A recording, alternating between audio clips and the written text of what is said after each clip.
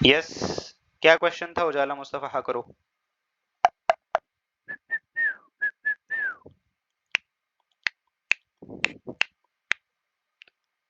Welcome भाई सब लोगों को। ओके, जस्ट क्विक से रिकैप, फिर आगे बढ़ते हैं, सही है। सबसे पहले हमारे पास क्या होगा? यस, उजाला क्या क्वेश्चन था आपका?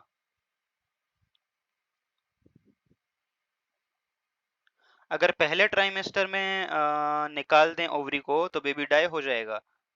ओके, देखिए हमारे पास ओवरी प्रोजेस्टेरॉन रिलीज करता है ना, ठीक है। तो प्रोजेस्टेरॉन हमें चाहिए डेफिनेटली, क्योंकि वो प्रेगनेंसी को मेंटेन करके रखेगा। तो वैसे तो हमारे पास जैसे ही फर्स्ट ट्राइमेस्टर मतलब तीसरा मतलब 3 मंथ तक चलेगा, तो नहीं, आई थिंक इतना कोई फर्क नहीं पड़ेगा, क्योंकि हमारे पास जो ट्रोफोब्लास्टिक सेल्स है ना, वहां से प्लेसेंटा डेवलप हो जाएगा, और फिर प्लेसेंटा खुद से प्रोजेस्टेरॉन रिलीज करेगा, और एक दूसरा हार्मोन ह्यूमन क्रियोनिक गोनाडोट्रोपिन रिलीज होगा। तो इतना फर्क नहीं पड़ेगा, इतना नहीं पड़ेगा, नहीं पड़ेगा, ठीक है। और ओवरी को रिमूव करेंगे तो डेफिनेटली वो डायरेक्टली अटैच है किसके साथ? यूट्रस के साथ। तो फर्क पड़ेगा, लेकिन वैसे देखें टेक्निकली, अगर सिर्फ प्रोजेस्टेरॉन और एस्ट्रोजन और ह्यूमन क्रियोनिक गोनाडोट्रोपिन की बात करें ना, तो वो यूट्रस की वॉल से भी रिलीज होगा, तो मसला नहीं होगा। लेकिन देखो ओवरी डायरेक्टली डायरेक्टली एसोसिएटेड है किसके साथ? यूट्रस के साथ ना। तो मे बी कि कुछ और कॉम्प्लिकेशंस हो जाएं, और यस वो हो जाए। लेकिन प्रैक्टिकली अगर हम देखें, फॉर एग्जांपल हम रैशनली सोचें, तो फिर तो एम्ब्री ओवरी ओवरी का कोई काम ही नहीं है ना।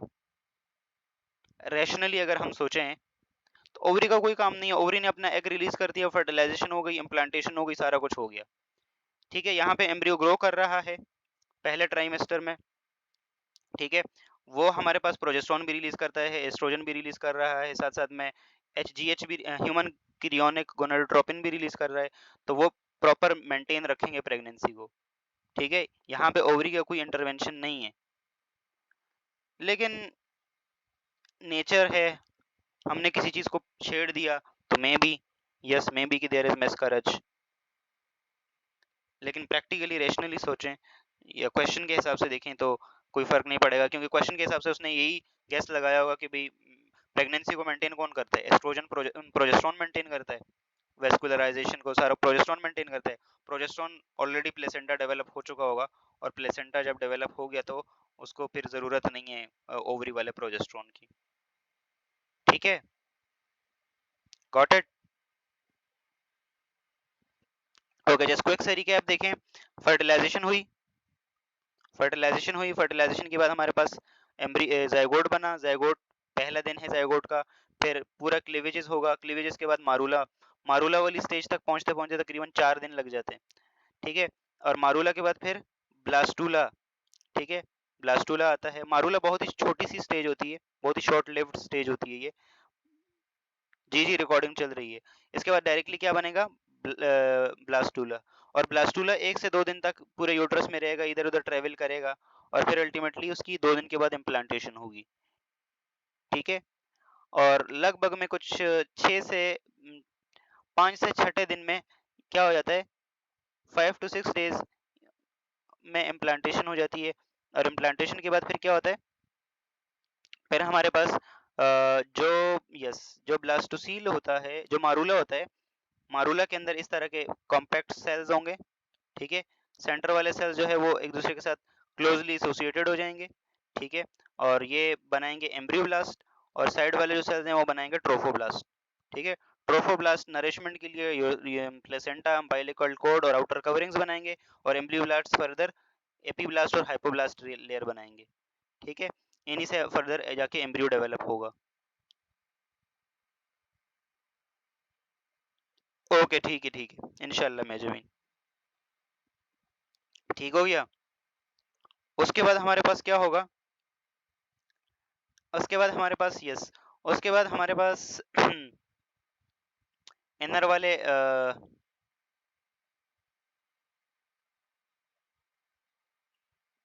सो यस यस यस तो यहाँ पे लेयर्स बनाई हैं इसने।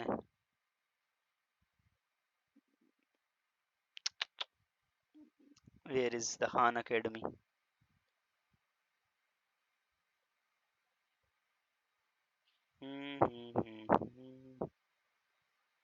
यस, यहाँ पे एपीब्लास्ट हाइपोब्लास्ट बन गया। अब एपीब्लास्ट के ऊपर एक लेयर बने, एक कैविटी बनेगी, ठीक है। उस कैविटी को हम इम्यूनोटिक कैविटी कहते हैं। और लोअर साइड पे जो सीलोम जो ब्लास्टोसिल कैविटी थी, उस ब्लास्टोसिल कैविटी कन्वर्ट हो जाएगी प्राइमरी यॉक सैक कैविटी के अंदर, ठीक है। अब ये दो लेयर्स जो हैं एपीब्लास्ट और हाइपोब्लास्ट, इनसे फर्दर चीजें डेवलप होंगी। अब जरा देखें कैसे चीजें डेवलप होंगी इसके बाद ना। अच्छा, इस वाली स्टेज के ऊपर देखो दो सेल्स हैं, सेल्स की दो लेयर हैं। तो इस वाली स्टेज को हम बाइलेमिनर डिस्क या बाइलेमिनर डिस्क वो कहते हैं, ठीक है, क्योंकि यहाँ पे हाइपोब्लास्ट और एपीब्लास्ट दो सेल्स की लेयर। इसके बाद हमारे पास क्या होता है, गैस्ट्रुलेशन आता है। गैस्ट्रुलेशन क्या है, इन दो लेयर से क्या बनेंगी, तीन लेयर्स बनेंगी, एक्टोडर्म, मेसोडर्म और एंडोडर्म। इनकी फॉर्मेशन को हम क्या कहते हैं, ब्लास्टो सॉरी गैस्ट्रुलेशन। और एम्ब्रियो जो इस स्टेज पे होगा तो उसे हम क्या बोलेंगे, गैस्ट्रूला, ठीक है। अब ये कैसे होगा, तो ये हमारे पास सबसे पहले एक रॉड शेप स्ट्रक्चर बनेगा जिसे हम प्रिमिटिव स्ट्रिक कहते हैं, ठीक है। और प्रिमिटिव स्ट्रिक को मैं आप लोगों को यहाँ इस वाले डायग्राम से समझाऊंगा। यहाँ देखें, यहाँ आप लोगों को दो लेयर्स नजर आ रही होंगी। एक ये ऊपर रेड वाली लाइन नजर आ रही होगी, ये है हमारे पास एपीब्लास्ट सेल्स, एपीब्लास्ट सेल्स, ठीक है। नीचे है हमारे पास ये येलो वाले cells, these are hypoblast cells, ठीक है। इसके नीचे वाली जो कैविटी है उसका नाम क्या रखा है हमने, नीचे जो हाइपोब्लास्ट से नीचे वाली कैविटी उसका नाम क्या है, primary yolk, primary yolk sac. और ऊपर वाली जो कैविटी है उसका नाम क्या है, एमनोटिक सैक, ठीक है। अब यहाँ पे देखें तो ये जो एपीब्लास्ट सेल्स है ना, इसमें से एक डीप डिप्रेशन आएगा और आगे की तरफ ऐसा एक नोड निकलेगा, ठीक है, एक स्ट्रीक निकलेगी, एक नोड मतलब एक रास्ता सा निकल जाएगा, एक कर्व सा बन जाएगा, उसे हम कहते हैं प्रिमिटिव स्ट्रीक। क्या कहते हैं उसे हम, प्रिमिटिव स्ट्रीक, ठीक है। एक डिप्रेशन आगे की तरफ ऐसा जाएगा, इसे हम कहते हैं प्रिमिटिव स्ट्रीक, ठीक है। स्ट्रीक का मतलब होता है लाइन, उसे हम प्रिमिटिव स्ट्रीक कहते हैं। प्रिमिटिव स्ट्रीक का जो कॉर्नर होता है ना, उसे हम कहते हैं प्रिमिटिव नोड, ठीक है, या हंसन्स नोड।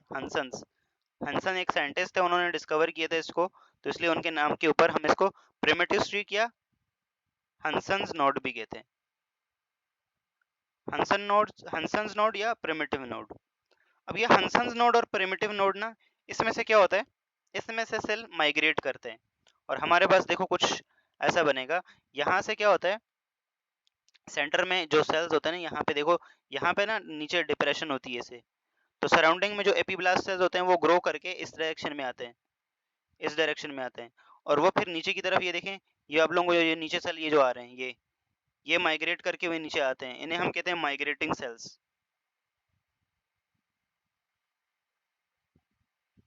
ठीक है। तो आगे क्या होगा, आगे हमारे पास ये सेल्स आगे की ये प्रिमिटिव स्ट्रीक जो बना है उसके थ्रू हमारे पास क्या होगा,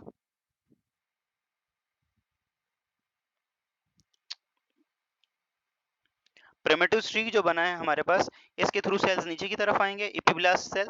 और नीचे हमारे पास क्या होगा, नीचे फिर हमारे पास एक लेयर बनेगी, ठीक है, एक सेल्स की लेयर बनेगी, ये पूरी नीचे की तरफ। प्रिमिटिव स्ट्रीक ये रहा ना, ये जो डीप नॉच ऐसे बना है, डीप, ये आगे की तरफ ऐसा, ये दिस इज प्रिमिटिव स्ट्रीक।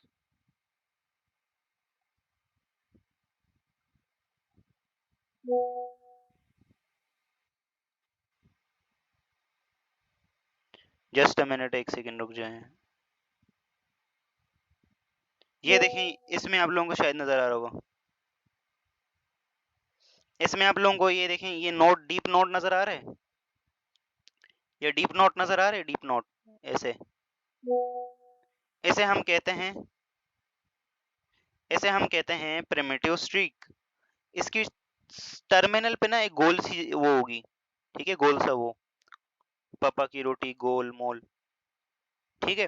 तो इसके ऊपर होगा हमारे पास, उसे हम कहते हैं हंसन्स नोड या प्रिमिटिव नोड, ठीक है। अब इसके ऊपर जो सेल्स हैं, ये हैं एपिब्लास्ट सेल्स। और नीचे जो सेल्स हैं, नीचे हमारे पास क्या है, हाइपोब्लास्ट सेल्स। ठीक है, अब ये जो हमारे पास एपिब्लास्ट सेल्स है ना, ये यहाँ से ग्रो करेंगे। ठीक है, ये यहाँ से ग्रो करेंगे, ग्रो करके ये इस तरफ आएंगे। ठीक है, ये भी इधर से भी एपिब्लास्ट सेल्स ग्रो करके ऐसे आएंगे। जब ऐसे आएंगे तो आपको पता है नीचे ना डिप्रेशन है डीप, तो सेल्स नीचे की तरफ आएंगे, नीचे आएंगे। और नीचे आप लोगों को पता है खाली जगह है, सेल इधर उधर माइग्रेट करना स्टार्ट करेंगे, इधर उधर। तो दीज आर माइग्रेटिंग सेल्स। ठीक है, ठीक हो गया। अब यहाँ पे हमारे पास क्या होगा, जैसे ही माइग्रेशन होगी, एक जनरेशन जो सेल्स की जाएगी, एक जनरेशन जो जाएगी, वो हमारे पास बनाएगी क्या, सबसे पहले बनाएगी एंडोडर्म। ठीक है, एंडोडर्मल लेयर बनाएगी। एक एक एपिब्लास्ट सेल्स की एक जनरेशन जाएगी, वो हमारे पास एंडोडर्मल लेयर बनाएगी। ठीक है, और फिर उसके बाद क्या होगा, फिर उसके बाद हमारे पास एक पूरी लेयर बन गई नीचे, ये देखें एक लेयर बन गई, देखें येलो वाली। फिर उसके बाद क्या होगा, एक और जनरेशन आएगी एपिब्लास्ट सेल्स की, और एपिब्लास्ट सेल्स की एक और जनरेशन आएगी, और हमारे पास इसके ऊपर एक दूसरी लेयर बन जाएगी। ठीक है, तो ये जो देखो, जो लाइट पिंक कलर के सेल्स हैं, ठीक है, बेबी पिंक कलर के जो सेल्स हैं, वो हमारे पास मेसोडर्म बनाएंगे। ठीक है, और रिमेनिंग एपिब्लास्ट सेल्स जो हैं, वो क्या बनाएंगे, जो रिमेनिंग एपिब्लास्ट सेल्स हैं, वो क्या बनाएंगे, वो बनाएंगे एक्टोडर्म। यस, ठीक है। अब क्वेश्चन ये अराइज होता है कि इन सेल्स को कैसे पता होता है कि इनको इधर से इधर आना है और इधर से नीचे आना है। आप लोगों ने डॉक्यूमेंट्री में शायद देखा हो, एक डॉक्यूमेंट्री में नेट जियो की, कि छोटे छोटे बच्चे होते हैं किसके, वो ईगल के। तो वो, वालेकुम अस्सलाम मदीहा, वेलकम। वो उसके टॉप पे होते हैं, वो जैसे ही आगे मतलब एक चट्टान की टॉप पे, शाहीन अपने बच्चे हमेशा उसकी चट्टान की टॉप पे देता है ना, तो जैसे ही ये इसका टर्मिनल पाएगा ना, तो नीचे गिर जाएगा एकदम। तो सेम यहाँ पे भी ये, कि जैसे ही प्रिमिटिव स्ट्रीक की तरफ आएगा, तो ये देखो, ये सेल की माइग्रेशन दिखा रहा है। ठीक है, और ये सारे की सारी सेल की माइग्रेशन कहाँ हो रही है, प्रिमिटिव स्ट्रीक से हो रही है, प्रिमिटिव स्ट्रीक से। ठीक है, तो इस तरह से एक्टोडर्म, इंडोडर्म और मेसोडर्म बनेंगे।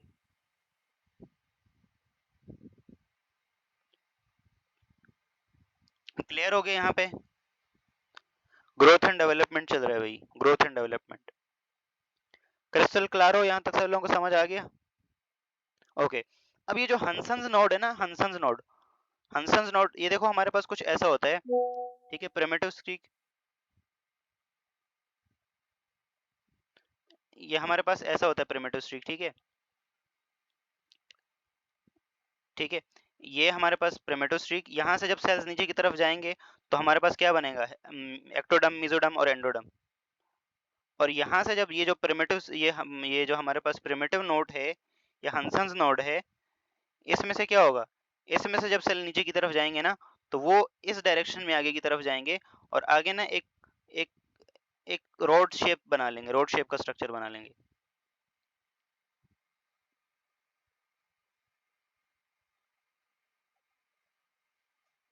ठीक है, तो जैसे ही हमारे पास आगे की तरफ ये बनता है, देखिए मैंने दो बातें यहाँ पे की। मैंने एक यहाँ पे ये बोला कि प्रिमिटिव स्ट्रीक से जैसे सेल नीचे जाते हैं, एपीब्लास्ट सेल्स प्रिमिटिव स्ट्रीक से नीचे जाएंगे, तो सबसे नीचे वो एक लेयर सेल की आएगी, जिसे हम क्या कहेंगे, एंडोडर्म। फिर उसके ऊपर एक और सेल की लेयर आएगी, ठीक है, जिसको मैं यहाँ येलो से दिखा रहा हूँ, चलें, उसे हम क्या बोलेंगे, मीजोडर्म। ठीक है, फिर इसके ऊपर एक और सेल की लेयर आएगी, जिसे हम क्या कहेंगे, एक्टोडर्म। ठीक है, ये सारा का सारा प्रोसेस किधर से होगा, ये प्रिमिटिव स्ट्रीक से जब जाएंगे सेल। तो अगर हंसन्स नोड से सेल्स जाएंगे, या प्रिमिटिव नोड से सेल जाएंगे, तो वो ना, वो इस डायरेक्शन में आगे की तरफ इस डायरेक्शन में जाएंगे, और इस तरह एक रोड लाइक स्ट्रक्चर बनाएंगे। अक्सर this chapter is, embryonic development is a very technical topic. मैं लेक्चर अपलोड कर लूंगा, वहां से देख लेना, और एक एनिमेशन भेज दूंगा, एनिमेशन से ज़्यादा क्लियर समझ में आएगा। ये 2D 2D डायग्राम में समझाना it is a very very very difficult process, और वो भी ऑनलाइन। और चीज़ें टर्म्स ऐसी हैं जो कि पहली बार सुन रहे होंगे आप में भी। हाँ, एनिमेशन भेजूंगा, मैं एनिमेशन भेजूंगा, उसमें से ज़्यादा क्लियर समझ आएगा। ठीक है, तो इस हंसन्स नोड में से जो सेल्स नीचे की तरफ जाएंगे वो आगे की तरफ इस डायरेक्शन में ट्रेवल करेंगे और एक रॉड लाइक स्ट्रक्चर बनाएंगे। ठीक है, और इस रॉड लाइक स्ट्रक्चर से फर्दर फिर हमारे पास क्या बनेगा, नर्व कॉर्ड, नोटोकॉर्ड और वो सारी सारी चीजें। प्रिमिटिव स्ट्रीक की डेफिनेशन कोई नहीं है, डेफिनेशन सिर्फ यही है कि इट इज अ डीप, एक डीप गड़ा है ऐसा समझें।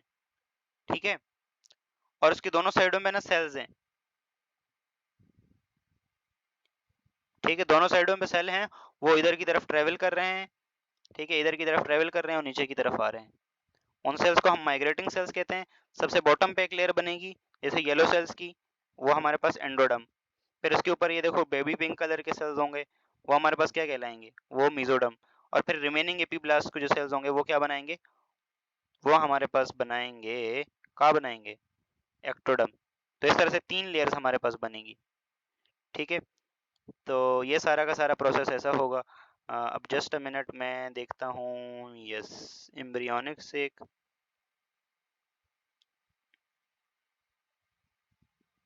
यहाँ देखें, यहाँ देखें तीनों लेयर बनी हुई हैं।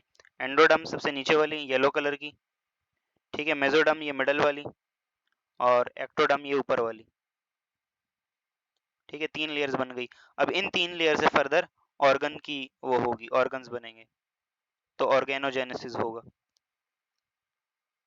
अब इन 3 लेयर से ऑर्गन्स कैसे बनते हैं, तो जस्ट पहले इस चीज के ऊपर जरा नजर डालें।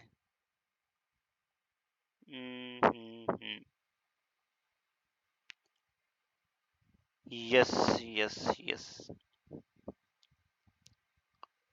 ओके, तो गैस्ट्रुलेशन में हमारे पास, अब गैस्ट्रुलेशन हो गई, 3 लेयर्स बन गई।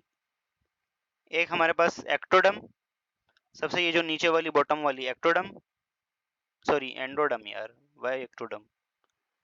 ठीक है, एंडोडम बनेगी। एंडोडम से क्या क्या बनेंगे स्ट्रक्चर भाई, तो लंग सेल्स बनेंगे, थायराइड ग्लैंड बनेगा, ठीक है, पेंक्रियाटिक सेल्स बनेंगे। मेसोडर्म से हमारे पास red blood cells, tubular cells, ठीक है, स्केलेटल मसल्स, स्मूथ मसल्स और कार्डियक मसल्स। ठीक है, और अल्टीमेटली जो एक्टोडर्म है उससे स्किन बनेगी। ठीक है, पिगमेंटेशन के सेल्स बनेंगे, न्यूरॉन्स और मतलब ब्रेन नर्वस सिस्टम के सेल्स बनेंगे। जस्ट लोग मैंने आप लोगों के बुक का एसएस भी ऐड की है, वो वाली डायग्राम देखें, उससे ज़्यादा अच्छा है क्योंकि बुक वाली चीज़ ज़्यादा बेटर है। ओके, यहाँ देखें, तो 3 लेयर बन गई। अब इन 3 लेयर्स के बाद प्रोसेस होगा ऑर्गेनोजेनेसिस का, यानी कि ऑर्गन्स बनेंगे, ऑर्गेनोजेनेसिस। ठीक है, अच्छा ये दूसरा जो प्रोसेस है हमारे पास, ये कब होता है भाई, ये जो 3 लेयर्स बनती है ना, 2 से 3 लेयर्स, दो जो लेयर्स होती हैं एपिब्लास्ट और हाइपोब्लास्ट, वो सेकंड वीक की कंप्लीशन पे हो जाती हैं। थर्ड वीक का जैसे ही स्टार्ट होता है तो हमारे पास क्या होता है, गैस्ट्रुलेशन स्टार्ट हो जाती है। ठीक है, 3 लेयर्स बनना स्टार्ट होती हैं आहिस्ता आहिस्ता, और उसके बाद 3 लेयर्स जैसे कंप्लीटली बन जाती हैं, एक्टोडर्म, मेसोडर्म और एंडोडर्म, तो इसके बाद हमारे पास इन्हीं तीनों लेयर से हमारे पास क्या होता है, अल्टीमेटली बाकी स्ट्रक्चर्स डेवलप होते हैं। तो जो स्किन होता है, टीथ्स, आईज, नर्वस सिस्टम मतलब ब्रेन, स्पाइनल कॉर्ड और नर्व्स वगैरह, वो बनेंगे एक्टोडर्म से। मेसोडर्म से क्या बनेंगे, bones, muscles, heart, kidney, blood vessels, reproductive system, ठीक है, डर्मस ऑफ स्किन।